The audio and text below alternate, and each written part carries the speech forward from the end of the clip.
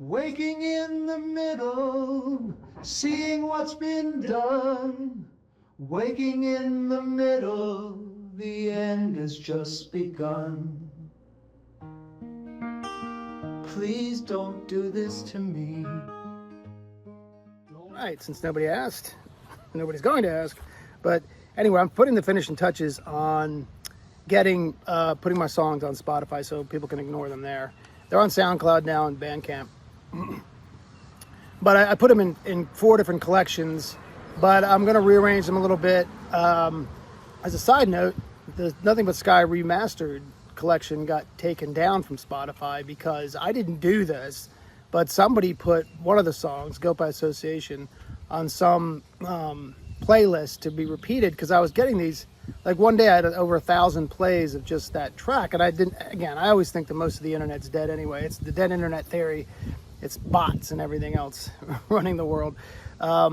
So, I don't trust a lot of the interactions anyway. And that one I certainly didn't. But anyway, I had nothing to do with it. So now they came back and they said that I was participating in some promotion, some fake playlists.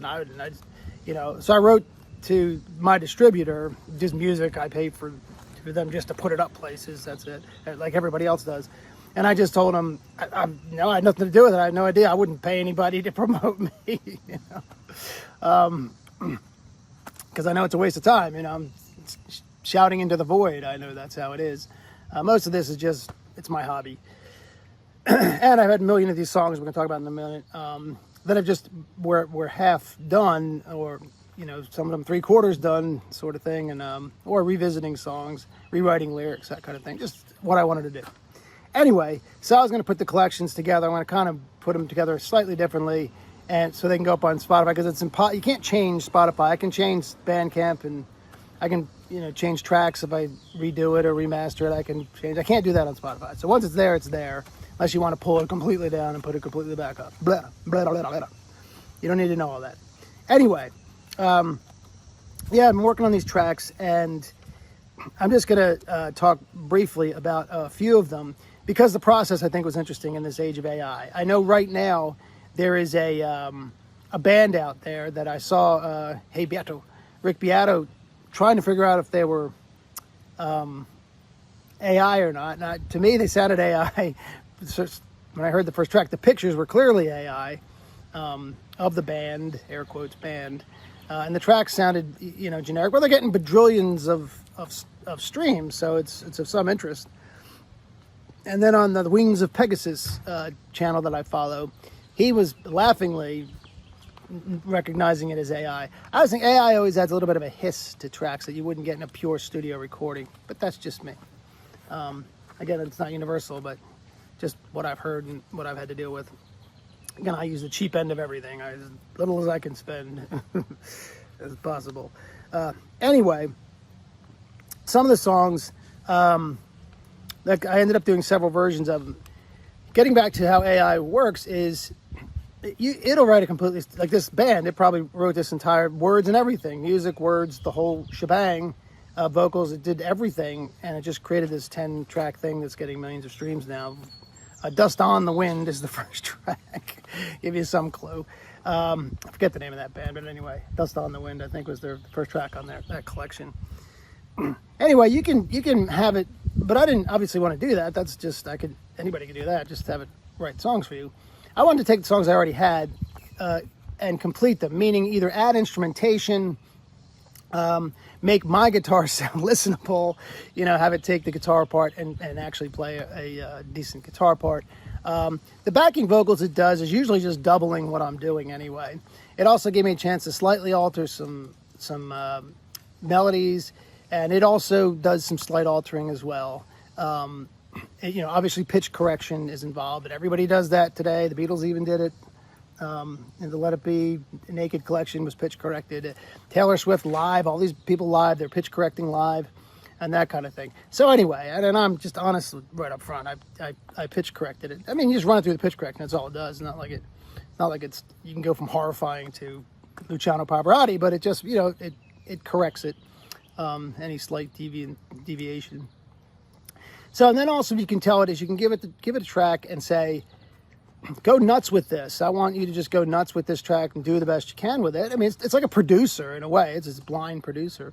Or you can say, I just want you to, just flesh it out, which is what most of them are, because most of them are basically these acoustic tracks. Sometimes I added maybe a little piano, some drums. Some of them that already were rock tracks, I went and made them rock tracks and had it blow them all out. One is a complete track that I had with Nothing But Sky / Solo Today, which was Believe.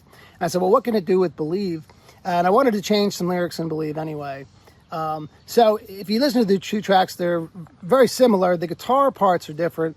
It does some substituting with the guitar on the solo bits, that kind of thing. But the track and the melody and the vocals are almost identical. But I was able to change a couple of the lines I wanted to change. And the song was inspired by the Monkees, For Pete's Sake, many moons ago when I wrote it. And so I got a chance to do what I did on one of the demos I had, where right at the end I yelled, "For Pete's sake." So this one I got to be able to put that in right at the end, for Pete's sake.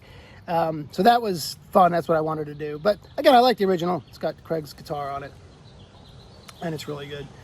His original solo. So again, both of them will be available in one place or another. Anyway, so another song was "Why Did I Fight," which I'll get here. "Why Did I Fight" was a track that Nothing But Sky did. Brandon helped me write it. It's when I first joined the band, and it's my lyrics, but Brandon helped me write the music primarily at the time.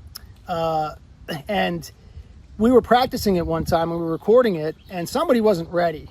And so we just kept playing it. Oh, there goes a deer running through my neighbor's yard. We kept just playing it over and over and over and over and over again. I'm hoping the wind doesn't bother this thing. It's always our issue here. But trying to block the wind. So we're just playing it over and over and over again, waiting for somebody to get started. So I went and took that, I don't know, that whole minute or whatever, and I sang the lyrics over top of it and made my own version of the track. And then I fed it into the software. There's various bunches of these different softwares that do all kinds of different things. So some of them you use for one reason, pulling tracks apart. Some of them you use for other reasons, for pitch correction. I added things on my own in my own editing software. Anytime you hear a reverb, heavy reverb come in, or sometimes I'll put a crash in there. I'll add echo, those kinds of things. Those are things that I did. There's a Paul stretch at the end of one song that I really like that I did. That's just, really dragging out the end of the song, making it really kind of proggy. So that was all me in the editing software that I've been doing for years, since 2003 when I started editing old tracks. Anyway, all that to say, it's 7 minutes in. Why Did I Fight? I did a couple versions of it. One, I pared it down just to basically an acoustic version, just my version. And the other one is the rock version, which I took my vocals over top of the rock that we did with the band. And you can tell the original track. You listen to the track, you listen to this, you can tell it was based on that original track. So there's a couple different versions of that. Some other songs, there's a couple different versions of it for that reason. Sometimes you said, go nuts with it, do more, add whatever you want.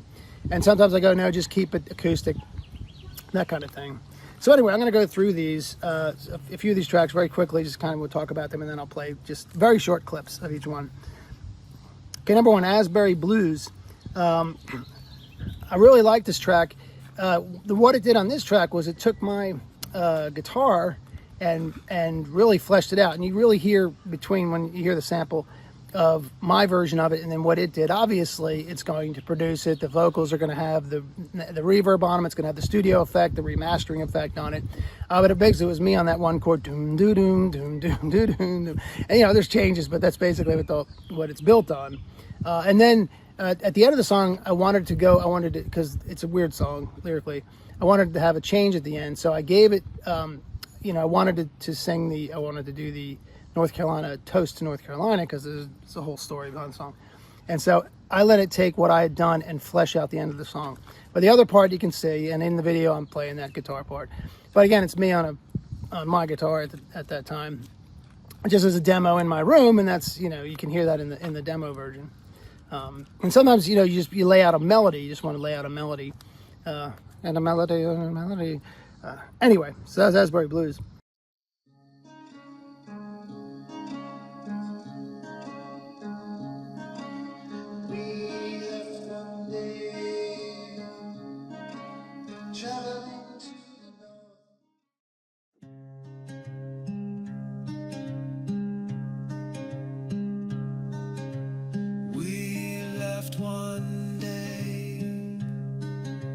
Traveling to the Number 2, Middle Class Hero.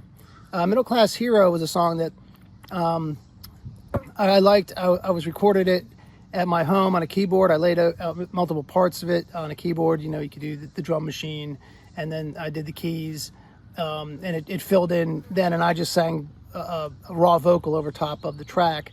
And that's what it was for years. But now when I give it to the AI, it takes that, it balances everything. It corrects the levels and all that. And it gives you, and I was able to really change some of the lyrics a little bit anyway. And then it fleshes out the song, gives you a nice outro, that kind of thing. So that's what I really liked. And here's a sample of that before and after. I just wanna be a middle class hero. I just wanna be a God-fearing man. And I just wanna be a middle class hero. I just wanna be a God-fearing man.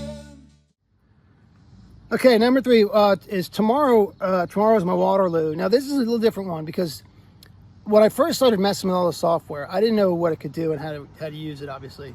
So I would give it some sample music of ours or mine, either the band or stuff I had, just to see what it was going to do. I didn't understand it quite yet. And it was kicking back to me these songs. I mean, just no lyrics or anything, just instrumental tracks.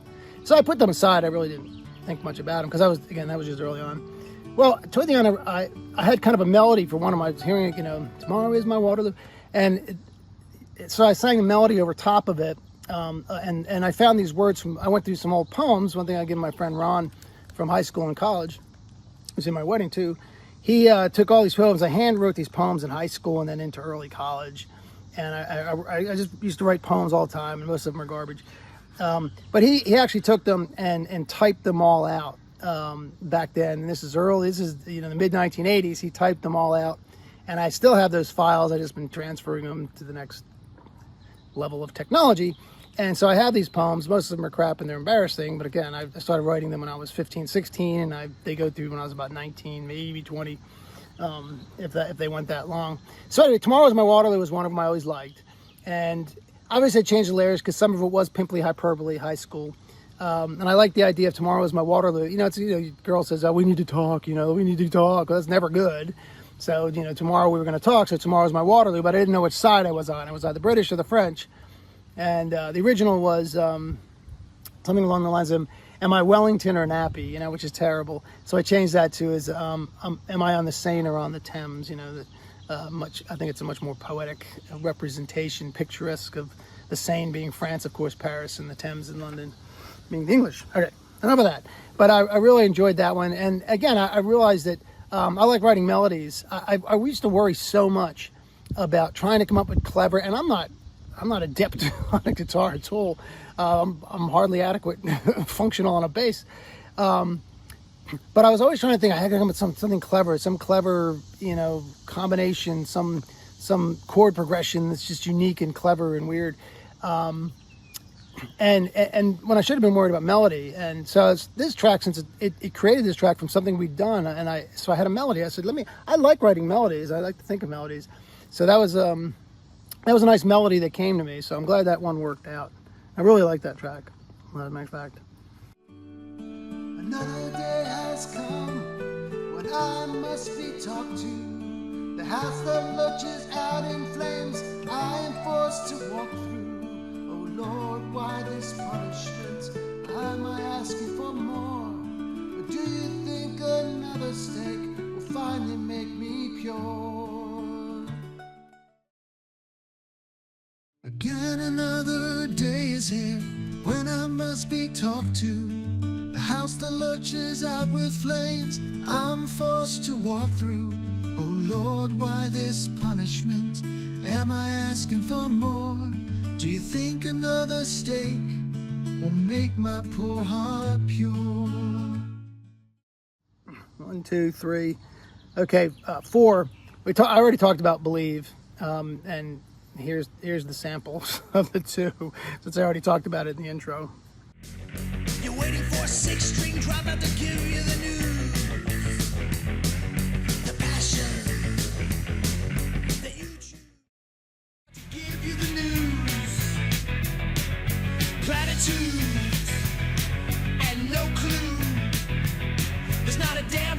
aggressive about what you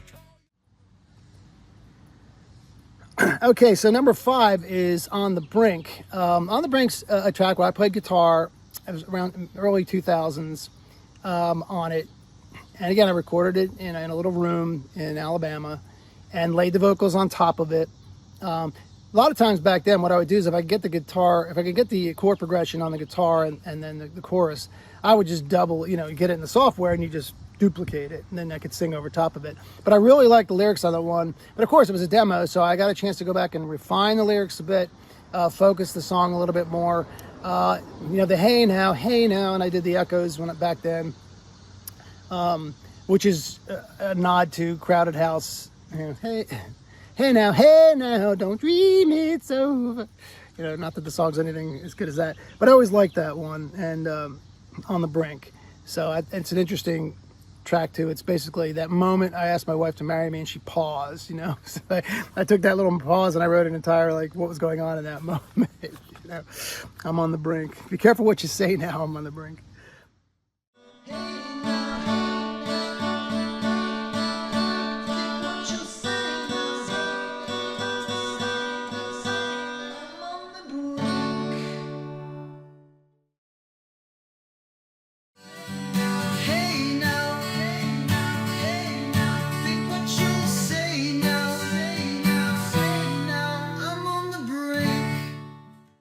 Moving on. Okay, the next one is The City. The City originally was a song Craig and I did when we first formed The Quick. And we got together a couple times. He just with the acoustic guitar in my parents' shed, that shed of ours. And another time in my apartment too as well. We got together and The City was one I had. It was from something I wrote. That's what you call the city. From far it looks so pretty. And I had an original guitar part and it sucked. But, Craig's guitar was better. So I was able to flesh that song all the way out and really talk about the original concept. I was driving, I used to recruit in New York and New Jersey. And I was driving up in Bergen County, I think it was in New Jersey. And you come over this crest and suddenly you see Manhattan, across the way from New Jersey. And it was beautiful. And I thought, but I'm going to go to Manhattan because usually it was a day off somewhere and I'd go in Manhattan, get some food. It's a place to go, Brooklyn. But anyway, the city inside was never as pretty. I should put up that quote somewhere from Charlie Chaplin. I can't remember exactly what it is. But my thought was and I wrote this that when I got to my hotel that night, when I was done with programs, and that's what you call the city. From far, it looks so pretty. But if that's what you call the city, you can have it. You can have it now and forever. And I just fleshed it out into what's wrong with American, all cities probably in the world. So anyway, that's The City. And Craig was instrumental in getting that one completed at the time too. So anyway. You can have it now. You can have it now and forever. You can have it now. You can have it now and forever.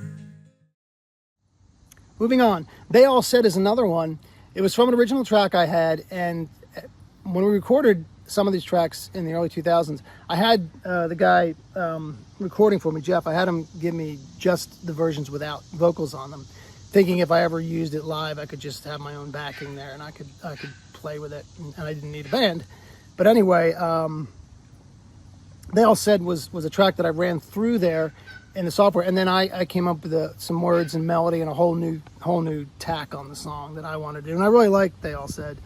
I like the lyrics. It's a fun song. I'm trying to work on a video for it now. I have a concept for it that I'm trying to get some people to help me with, but I don't know if that'll come to fruition. Why do we gotta do this? Why do we play this game? Gotta do this. Why do we play this game?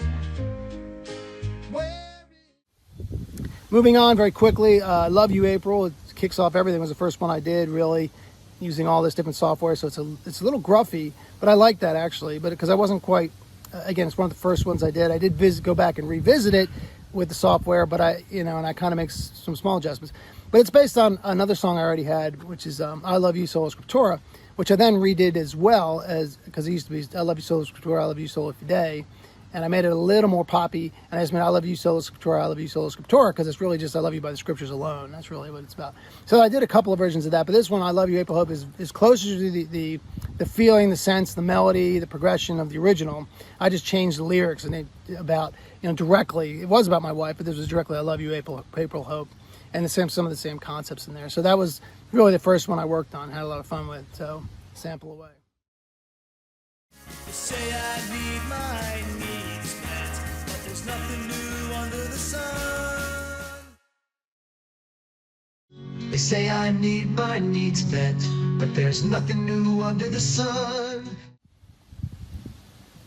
Again, I could do this for a bunch of these songs, but these are just some that just kind of, when I was going through, I didn't want to get too precious about it. But Words and Circles was I borrowed Brandon's 12-string, and I wrote a couple of songs. The Charmer is one of them. I could have put the Charmer in here because that's very true to the original too, although it sounds much better, obviously, because it's pitch corrected, and the guitar sounds much better than I could play. And it makes some slight modifications to the melody. And again, like what a producer would do, but it sounds very much like the original. And it allowed me to change some lyrics and flesh it out. And again, what I was thinking at the time in my life has changed, and what happened after that, it was fucking Words and Circles, one of those things. It was a love song at the time, kind of a long love song, but that's what its intent was. Words and circles are spinning around my mind. I think about you almost all the time. But I changed it because she broke up with me not too long after that. So now he thinks about you almost all the time. So I was able to make that change at the end of the song, and just change the feel of it. But again, you'll hear the samples. It's nice. It fleshes it out. It masters it. It does everything like a producer would do, or a studio would do. And you give them a track. I remember when we first did Blue Eyed Happy Girl with Evan Olson producing it in Raleigh at Duck Key Studios. We'd had the song, we'd played it a bunch, and Evan took it and he produced it. He made it sound better. He does a great solo on it. But when we first heard it back over the speakers, we were just shocked. We'd never heard ourselves sound that good. It was a 16-track, booming stereo sound. We really never had that. We'd always had those little 4-track recorders we could never really do that with. So anyway, that was the kind of thing. This is like basically what a producer would do. Words and circles are spinning around my mind. I think about you almost all of the time. Words and circles are spinning around my mind. Think about you almost all of the time. Words and circles are spinning around my mind. I think about you almost all of the time. And finally, Any Day Now. Any Day Now, there's people coming to work on the house next door. That's that sound of the van coming up. But Any Day Now is a track that I had a track, and Greg, he played this guitar part, and he emailed it to me in the early 2000s. So I had it, and I liked it a lot, the guitar, but I wanted it more. So it was a rougher song than what it was based on. So I went and wrote a whole different song for it, a whole new lyrics for it, and I recorded it. And it's very true to that. If I play the before and after, it's very true to what I did, except at the end of it, I let it go nuts. So at the end of it, it just builds and builds and builds and just explodes into this whole rock thing at the end of it, which again was a nice effect. But the first part of it's built on Craig's guitar part, and then what I sang on top of the melody and the lyrics on top of that. So you'll hear those two. We're on the edge of a brand new day, a day when all the dreams will come true. I heard we're on the verge of a brand new day, a day when all the dreams will come true. Anyway, this went longer than I wanted to. But with all the samples and everything, just to kind of give you an idea of what you can do today. And I could have done something like this for all 30, 35 songs, whatever I ended up with. So anyway, catch you on the flip side. Bye. Just another lazy day. TV's got nothing new to say. Just a lonely Valentine. Too many things to change my mind. Paying for what I have done. If I could only have it back again.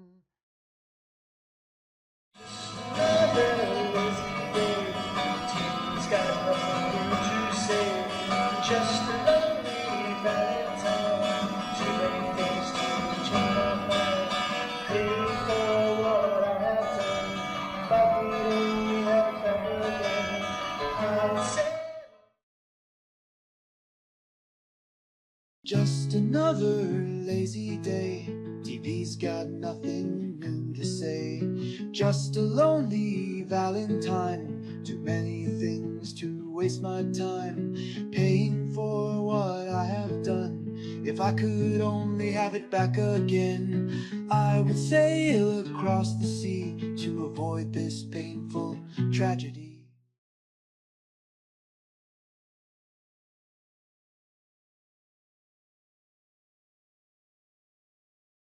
Carolina girl, the sun won't shine.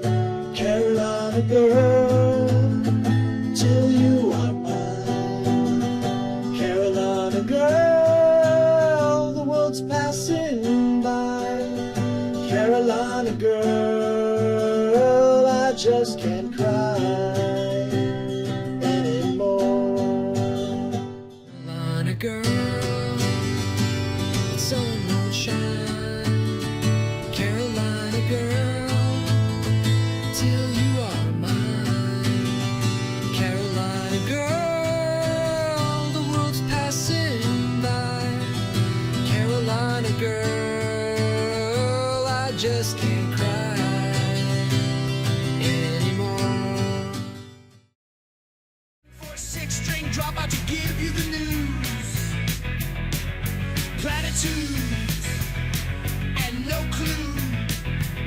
There's not a damn thing progressive about what you call your views.